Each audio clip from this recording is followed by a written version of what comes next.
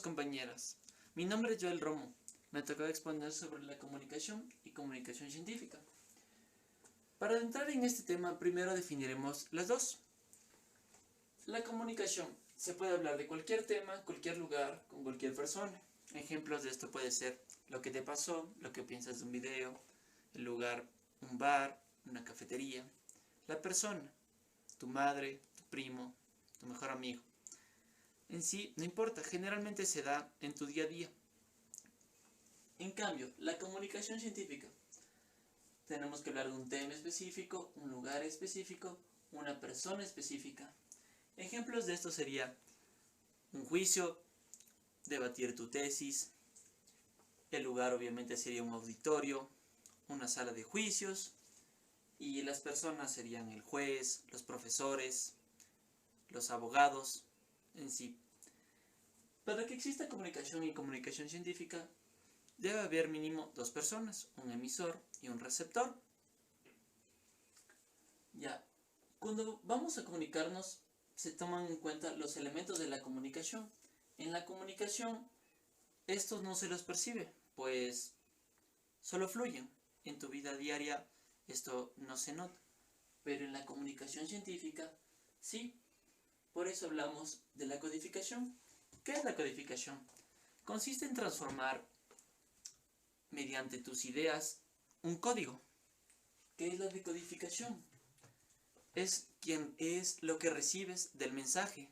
Lo decodificas a tu propio lenguaje. El código es el conjunto de ideas, o sea, el idioma del cual estás hablando. El canal es el medio por el cual viaja el mensaje o idea. Puede ser agua, digital, aire. El marco referencial. Esto es muy importante. ¿Por qué? Porque está constituido en base a tus vivencias, en base a tus experiencias, recibir ese mensaje. ¿Cómo lo vas a recibir? ¿Cómo lo vas a percibir? El receptor es quien, con el marco referencial, lo receptará a su idea. Y por último está el contexto cultural. Son las conductas que realizamos al dar nuestro mensaje o idea. Generalmente se utilizan mucho los brazos, las manos, al querer dar a conocer nuestras ideas. Eso sería todo. Gracias. Buenos días, ingeniero. Mi nombre es Helen Dayanara Pino Zamora. Soy del curso T12 de 310. Mi tema a exponer es comunicación oral y escrita. En la comunicación oral y escrita manifiesta que es un medio por el que se transfiere información. Este está entre la comunicación oral y la comunicación escrita. La comunicación oral es aquella que se establece entre dos o más personas para compartir información. Esta tiene dos componentes, emisor y receptor. En el emisor transmite la información y el receptor es quien la recibe y la asimila. Sus características principales son que se requiere un emisor y un receptor. Otro es que posee la libertad de expresión y se mantiene contemporáneo. En la comunicación escrita se expresan palabras en forma de textos. También tiene un emisor y un receptor. El emisor es aquella que se elabora y se produce en textos. Y el receptor es la que lee e interpreta la lectura. Entre sus características está que es reflexiva y elaborada, a diferencia de que se mantiene y es permanente. Entre sus características principales está que se mantienen las reglas gramaticales, que son las letras, las tildes y los signos de puntuación. Elementos de la comunicación oral y escrita. El emisor es el que emite o envía el mensaje. El mensaje es el contenido de la comunicación. En el modelo, el mensaje lleva implícito su elaboración sobre la base de un sistema de signos que sirven de elementos portadores. El mensaje. Para hacer eficaz un mensaje es necesario el conocimiento por parte del emisor y formas de recepción del receptor, o sea, su código, de forma que se asegura la interpretación adecuada del mismo. Estos códigos son estereotipos, significados, representaciones, valores. El código son los elementos que conforman el mensaje y que constituyen el conjunto de reglas de combinación pertenecientes a un sistema de señales específicas. La codificación comprende varias etapas. Selección de la información disponible. Búsqueda del lenguaje más apropiado en atención del canal disponible. Valoración de la información en el contexto informativo del receptor.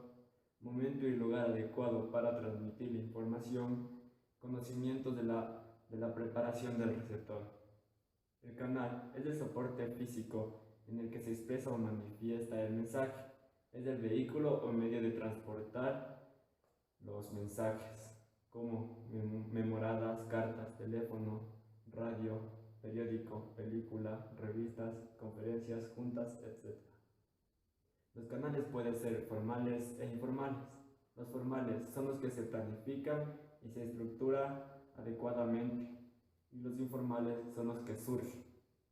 Y como último, el receptor, quien es el que recibe el mensaje. Bueno, a mí me tocó la relación de la comunicación. En la relación de la comunicación tenemos varios conceptos que son, por ejemplo, la lengua y el lenguaje, la lengua, el habla, la norma, el uso, el dialecto y aplicación de los conocimientos. La lengua y lenguaje nos habla que dice que la comunicación se interrelaciona muy de cerca con la lengua o el idioma y con el lenguaje, que es a su vez el uso de la misma, también por medio del conocimiento de las reglas gramaticales y en unión con nuestra cultura, ya que somos individuos sociales y tenemos acceso al idioma. La lengua dice que son diversos los idiomas que se hablan en distintos lugares del mundo por determinadas comunidades, acuerdo a sus influencias. También tenemos el habla. El habla dice que es el uso de la lengua dentro de las características propias de la comunidad lingüística, que a su vez son diversos dependiendo de dónde. No podemos, por ejemplo, comparar el habla de Ecuador con el habla de España, pese a que son español, tienen diferentes maneras de hablar, y igual las palabras y todo son diferentes. También tenemos la norma. La norma es el reglamento o la convención social que se establece dentro de cada región lingüística sobre el uso de la lengua. El uso es la práctica del lenguaje dentro de la comunicación. Dice que cada individuo tiene diferentes maneras de emplear el código para poderse expresar por medio de un mensaje, por medio del habla y de acuerdo a las normas establecidas. También el dialecto nos habla que es algo un poco más íntimo y se reduce a pequeñas zonas o regiones que provienen de las voces griegas, que idios, que significa propio, y lexis. Funciones del lenguaje. Las funciones del lenguaje las podemos definir como los objetivos, propósitos, servicios que se le da al lenguaje al momento de la comunicación. Se divide en 6. La función representativa o referencial. Se usa cuando pretendemos meramente transmitir una información sin hacer valoraciones sobre ella ni pretender reacciones en nuestro interlocutor. La función expresiva o emotiva es usada cuando el emisor pretende dar cuenta de su estado físico o anímico, como cuando nos mordemos la lengua y decimos ay. Con la etapa del piano, cuando decimos a nuestra novia que le echamos de menos, o cuando decimos que odiamos las espinacas. La función apelativa o conativa. Mediante el uso de esta función normalmente pretendemos provocar una reacción en el receptor, que es el elemento fundamental aquí. La función fática. La función fática la usamos para comprobar que el canal sigue abierto, es decir, que la comunicación es físicamente posible.